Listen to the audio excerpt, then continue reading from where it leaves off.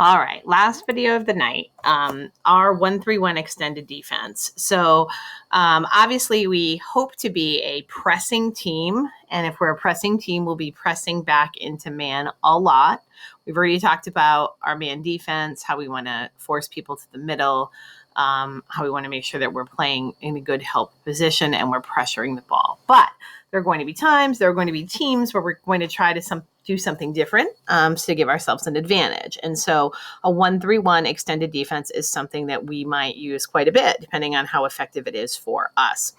We like the 1-3-1 extended defense because it has a lot of man principles, because we can play it like man in some respects and put a lot of pressure on teams. And so for that reason alone, it might be a good option for us. So here are the rules for the 1-3-1 extended. We will add a little trapping piece at half court to this at some point, but for now, these are just the rules if we're going to play it straight. All right.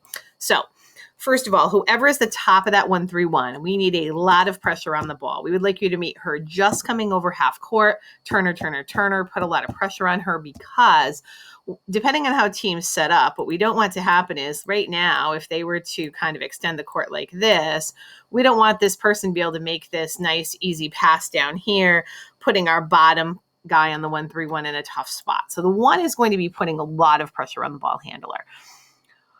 Our 2 and our 3 guards, and again, this isn't necessarily 2 and 3 guards that we would typically think of, but our 2 and our 3 here in this defensive set are making this first pass very difficult. We don't want them to be able to enter the ball right away.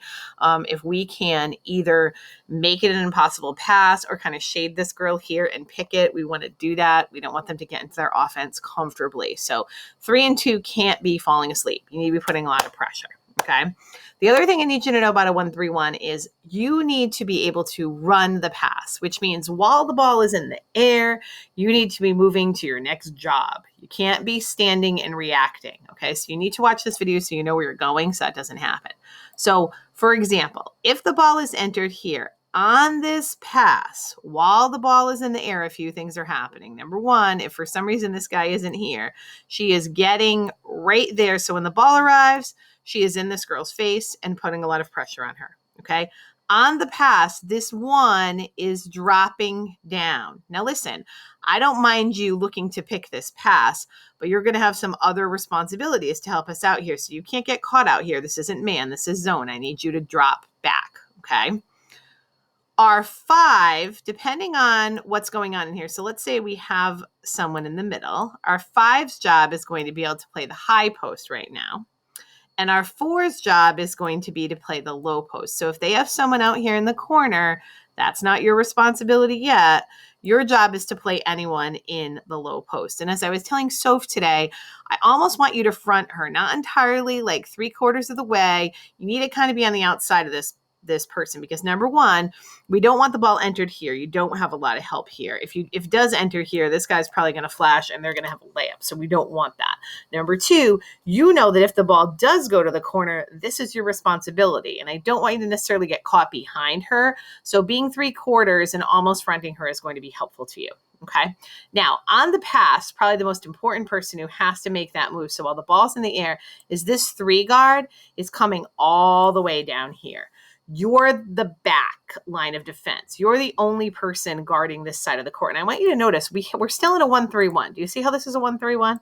So if we rotate correctly, it's still a 1-3-1. All right. So 1, your job is you're getting ready to help here if anything happens. You're also ready to pick this pass if this person turns to throw it back here. I want it to look open. I want you to pick it and go dunk it. All right. 5, your responsibility is high post right now. 4 is in charge of low post, getting around it. 3 is kind of our back guy. All right. If the ball goes to the corner, again, while the ball's in the air, a lot of people have responsibilities happening, okay? So while the ball is in the air, the 4 knows that her job is to get out here. But I also want you to know that this right now is the most dangerous person on the floor. She's on the ball side. She's on the block. So you don't want to be in a big hurry to leave her. Lowest percentage shot in basketball right here, corner shot. So you're going to have to be eyeballing 5 and talking to each other, and you're leaving as 5 is arriving. So 5 has to dive now. All right. And so the 5, your job is high post when the ball's in the corner, low post. The 5's going to dive in front. All right. This is, again, while the ball's in the air, while everybody's got to be moving. 2 needs to know that while the ball is on the move, she's going to drop in here, and 1, you're now 2 passes away. So you're dropping in here too, because you both kind of have this responsibility of helping out with this high post. And listen, 2 needs to get underneath this if you need to, because we can't get beat here. Okay. I understand that this is sort of this isn't your guy anymore. This is zone. So you're diving in, you're diving back, you're diving in, you're diving back. So if the ball's in the corner, your responsibility is high post with a little help from the 1. The 5 is playing that low post. 4 snuck out here, didn't run out here because we don't want to vacate that block and have a layup. 3, again, you're just like behind here to help. If there's a lob, if someone gets beat, your job is really important. Okay. If for some reason, 3, there's somebody over here and they decide to make this crazy long pass, I want you to pick it and go, and go score a layup on the other end, but don't get beat, because if you get beat, it's layupsville over here. We don't have a whole lot of help. All right. So that's everybody's rotation. Now, when the ball rotates back out, we're going to do the same thing. So on the pass, this person is running the pass and getting in her face. 5 and 4. So 5's got to be careful. 5 does need to get to the high post, but you need to be communicating with the 4 so she can get back down here and take this block so we don't have a layup. So again, we got to think about what's most important, what's most scary, right? And the 1, you can creep out a little more now because you're still here to help if there's some sort of drive situation, but now you're 1 pass away and you can look to be picking. And 3, you kind of still back here. All right. Now listen, 3, I will say this, and I didn't say this in practice. If there's a shot from anywhere on this side of the court, you're the most important player, because chances are the ball is going to come off on the opposite side. So that backside rebound is huge. If you've ever played for me before, you know that I'm all over you about that backside rebound. So if you are one of our wing players on the 1-3-1 and the ball is on the other side, not only are you the last line of defense, you're also the most important rebounder on the floor. All right. When the ball kicks back out, here we are. We're back in our 1-3-1. So the 1 is back to putting pressure on that ball. Okay. The 3, now your responsibility is to get back into your 1-3-1. So you're here, you're making this pass difficult and or making it look open with a plan to pick it. Our 5 is back in the high post. Our 4 is back in the low post, sort of. In this case, if there was only someone here, just kind of hanging with them. But if you had that split, you're back in the middle, kind of anticipating what's going to happen. All right. And then the same thing happens if the ball goes here. We run the pass. 4 is responsible for the low post, 5 is responsible for the high post, and the 2 is diving down immediately because the ball has crossed that midline, and this is now your job. In this case, you'd have 2 people over here. There'd be a lot going on. You'd have a conversation with the 5. You'd be talking. Okay. If the ball goes to the corner, again, the 4 is not going to vacate the low post unless there's nobody there, knowing that she needs to give time for the 5 to get down there.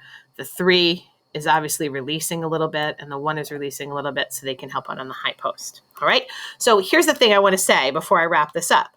If you are the 1, your job is you're playing the ball, you're diving in to help the 2, you're diving in a little further if the ball goes to the corner.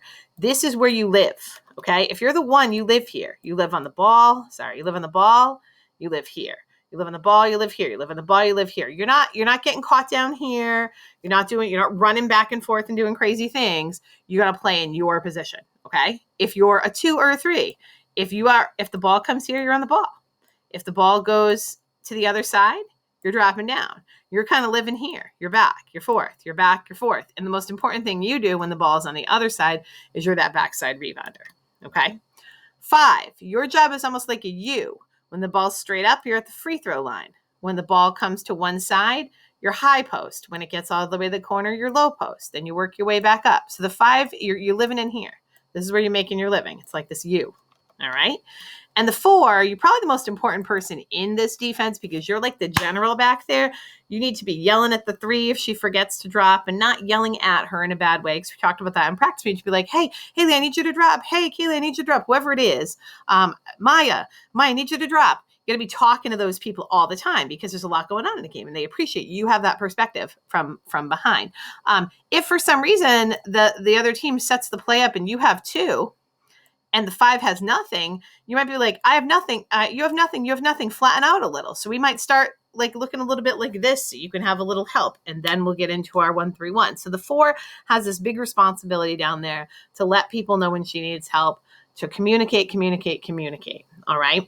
Now the fourth job, again, kind of like everybody else, your job's pretty specific. Like when the ball's straight up, you can kind of lean to one side and anticipate that pass if you want. But at the end of the day, if the ball goes to this side, your job is to play the block. If the ball goes to the corner, you go out to the corner. Imagine if you could stretch like that. And then you come back, and then the ball goes to the other side, and you play the and you front the block, and you play the corner. So everyone has like very specific roles. That's the beauty of a zone defense, is there are very specific roles, and all of the roles in our zone defense are going to be super aggressive. All right, and so hopefully that helps you think about kind of how this is going to work, what your responsibilities are. Again, being an athletic team like we are, I think we could, have a lot of success if we can sprinkle in the 1-3-1. And it would be fantastic if we get to a point in the season where we can, alternate our defenses really quickly in the game. So a couple possessions were man, a couple possessions were zone. We don't necessarily have to call it out. We can have a plan in place.